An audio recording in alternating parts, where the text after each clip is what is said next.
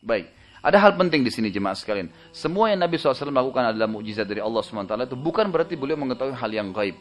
Ini sebuah titip pesan yang penting ya. Jadi beliau sendiri tidak tahu yang gaib. Kadang-kadang kalau ada sahabat bertanya tentang hukum, Nabi SAW diam dulu kalau tidak ada wahyu. Sampai wahyu turun, baru beliau jelaskan. Jadi tidak pernah Nabi SAW karang-karang. Kenapa kita datangkan poin ini? Karena terlalu banyak, mohon maaf kalau ada teman-teman kita yang pernah belajar tarekat. Ini cukup banyak teman-teman kita yang sedang belajar, kemudian mereka mengatakan ada hal-hal gaib yang datang kepadanya. Ada yang mengatakan sudah pergi sholat di Mekah. Ya. Ada yang mengatakan, dari mana Jumatnya? Syekhnya datang dari Mekah. Padahal waktu Jumat sama Indonesia kan beda jauh. Bagaimana bisa orang Jumat di Indonesia baru sholat Jumat, dia bilang saya baru sholat dari Mekah. Jumatnya Mekah belum kan? Mundur 4 jam. Gitu kan? Dan mereka banyak sekali menggunakan jin-jin untuk menguasai orang. Sampai pada tingkat mereka menganggap pada tingkat walinya tidak perlu sholat. Syariat sudah ditangguhkan untuk mereka. Ini semua kejahilan yang berbahaya sekali. Kalau memang orang bisa terbang bolak-balik ke Mekah, Nabi SAW tiap hari bolak-balik terbang. Dan akan ada riwayatnya. Tapi Nabi SAW ke Mekah 3 hari 3 malam naik unta, setengah mati. Gitu kan. Tapi itu juga itulah manusiawi. Memang begitu. Jadi jangan berlebihan. Gitu kan. Banyak sekali, saya bahkan pernah ketemu dengan satu tokoh mereka dan dialog ringan gitu kan. Selalu prinsipnya adalah, ada namanya maqamat, tingkatan-tingkatan. Orang harus tobat 1000 kali, sholat sunnah rakaat 1000 rakaat, terus sampai maqaman tertinggi nanti, sampai pada tingkat mereka sudah tidak perlu lagi melanggar syariat. Nah ini hal-hal yang berbahaya. Nabi SAW menurut tauladan kita, Nabi sendiri tidak pernah tahu hal-hal seperti itu. Di mana buktinya? Kita dengarkan, Allah ceritakan dalam surah Jin. Urutan 72 ayat 26 yang kata Allah SWT, A'udzubillahi minasyaitonirrajim, Alimul ghaibi fala yudhiru ala ghaibihi ahada. Dialah Allah yang mengetahui hal gaib dan dia tidak pernah memperlihatkan kepada seorang pun tentang hal yang gaib itu. Apa itu gaib yang tidak bisa kelihatan dengan panca indera kita, gitu kan? Ada sebagian kecil mungkin yang diberitahukan oleh Allah SWT, tapi tidak semuanya. Hanya Allah yang tahu, gitu kan? Al-An'am urutan 6 ayat 59 Allah juga mengatakan a'udzubillahi minasyaitonir rajim wa indahu mafatihul ghaibi la ya'lamuha illahu wa ya'lamu ma fil barri wal bahri wa ma tasqutu min waraqatin illa ya'lamuha wa la habatin fi dhulumatil ardi wa la ratbin wa la yabisin illa fi kitabim mubin. Dan pada sisi Allah lah kunci-kunci semua yang gaib. Tidak ada yang mengetahuinya kecuali Dia sendiri. Allah Azza wa Jalla yang tahu, gitu kan? Dan Dia mengetahui apa yang ada di daratan, di lautan, dan tiada sehelai daun pun yang gugur kecuali Dia yang mengetahuinya, Allah Azza wa Jalla. Dan tidak ada sebutir buji pun di kedalaman bumi, dan tidak ada sesuatu yang basah ataupun kering dalam bumi tersebut melainkan sudah tercatat di dalam Lauhil Mahfuz.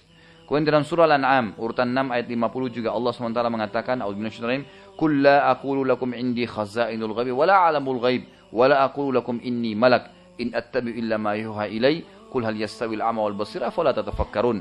Katakanlah hai Muhammad kepada semua manusia yang menjadi pengikutmu atau tidak, bahwasanya aku tidak mengatakan kepada kalian bahwasanya perbendaharaan Allah ada padaku, dan tidak pula aku mengetahui hal yang gaib, dan tidak pula aku mengatakan kepada kalian bahwasanya aku seorang malaikat. Aku tidak lain adalah sosok manusia yang mengikuti apa yang diwahyukan kepadaku saja. Katakanlah kepada mereka, apakah sama orang yang buta dan orang yang melihat? Maka apakah kalian tidak memikirkan hal-hal tersebut? Baik, ini cukup banyak dalil-dalilnya, saya tidak bacakan semua, tapi diantaranya adalah dijelaskan misalnya dalam surah ya, Hud urutan 11 ayat 49 ya. Allah SWT mengatakan, tilka min amba'il ghaibi nuhiha ilaik ma kunta ta'lamu anta wala qaumuka min qablu hadza fasbir innal aqibata lil muttaqin. Setelah Allah SWT ceritakan tentang kisah Nabi-Nabi, lalu Allah mengatakan kepada Nabi Muhammad SAW dan untuk kita semua, itu adalah diantara berita-berita penting tentang gaib ya, yang kami wahyukan kepadamu wahai Muhammad, tidak pernah kamu tahu sebelumnya. Nabi Muhammad SAW tidak pernah tahu bagaimana kehidupan Nabi Hud, Nabi Saleh, Nabi Shu'aib. Tapi dengan datangnya Al-Quran Allah beritakan, maka Nabi SAW jadi tahu. Itu pun dari Allah SWT. Kamu tidak pernah tahu sebelumnya dan juga kaummu. Maka bersabarlah, sesungguhnya kesudahan yang baik pasti bagi orang-orang yang bertakwa. Baik.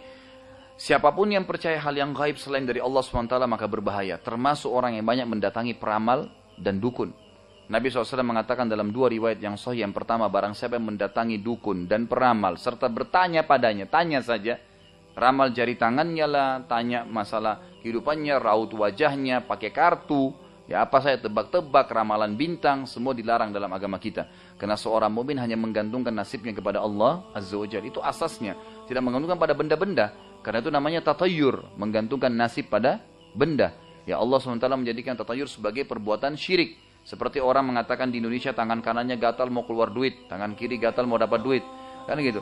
Ini matanya kedap-kedip. Kalau emang tangan kiri gatal dapat duit, tiap hari aja gatalin gitu kan. Cuma masalahnya memang ini urat sarafnya lagi bermasalah, gitu kan. Matanya kalau kedap-kedip di atas mau senang, kalau di bawah mau sedih. Ini tatayur, nggak boleh. Menggantungkan nasib. Hari Selasa dianggap hari sial, tidak mau keluar. Kalau ada kecelakaan dianggap itu adalah hari sial. Nabi SAW mengatakan, Allah berfirman hadis qudsi, la tasubud dahar fa inni dahar. Jangan kalian nyalahkan waktu karena saya pencipta waktu itu, gitu kan? Jadi nggak ada hari sial dalam Islam, contohnya. Tatayur semua. Kata Nabi SAW, siapa yang mendatangi peramal, bertanya padanya, belum ikut percaya, cuma nanya-nanya, coba-coba saja, maka tidak diterima sholatnya 40 hari. Pernah ada yang tanya sama saya begini, Ustaz, kalau begitu tetap sholat nggak? Saya bilang yang tidak diterima sholatnya 40 hari bukan yang belum dikerjakan, yang sudah dikerjakan. Jadi tetap sholat sekarang, tapi 40 hari yang lalu hilang, gitu kan?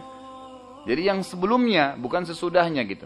Dikatakan barang siapa yang mendatangi peramal dan bertanya padanya serta mempercayainya apa yang dia ucapkan, maka dia telah kafir terhadap apa yang diturunkan kepada Muhammad sallallahu alaihi wasallam. Ingat, para dukun dan peramal sekarang sudah canggih, ya kan?